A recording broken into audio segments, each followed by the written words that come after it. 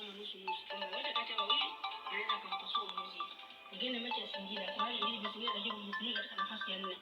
Anataka kung'ang'ana ili apate ushindi, anataka kung'ang'ana asipoteze mechi ili apate kile ambacho anakihitaji. Same pia kwa Tabora. Fomu ambayo ameonyesha kwa JRA. Fomu ambayo ameonyesha dhidi hizo timu ambazo ziko top 4. Ametoka bila ametoka bila na Simba au Yanga pia akiwa nyumbani kwake. Amemtandika Azam chuma 4, amemtandika Singida.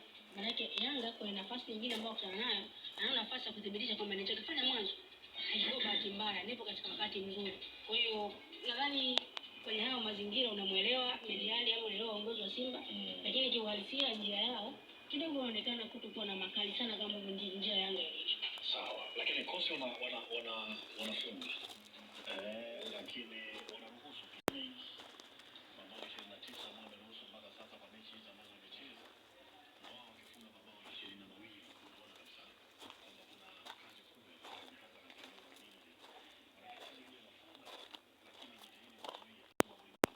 Wanahitaji mazingira mazuri kujitoa katika nafasi za chini kwenda juu. Sasa hilo kwa kosi huko bado halijaonekana. Na hata magoli mechi tukiangalia mechi gani ambayo kosi angalau walifunga magoli mawili plus na kuendelea. Kwa mfano ya Mbeya City iliyopita, si ndio? Walifunga magoli mawili. Dodoma alafu matatu kwa moja. Walifunga Prison bao 4.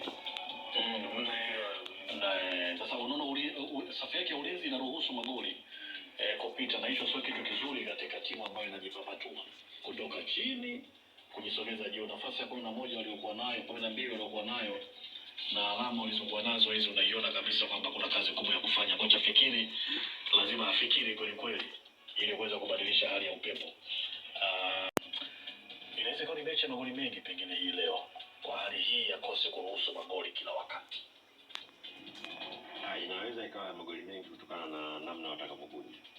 Lakini kwa aina ya timu zinazocheza zote mbili huwezi kuiona kama inaweza ikawa mechi ya magoli mengi. Unajua kosi nao wanaenjoy zaidi kucheza mpira kwa chini kama ambavyo Simba ndio namna wanavyoenjoy mpira huu. Lakini imani yangu ni kwamba bado naipa Simba kwa timu namba moja. Lakini sioni kama inaweza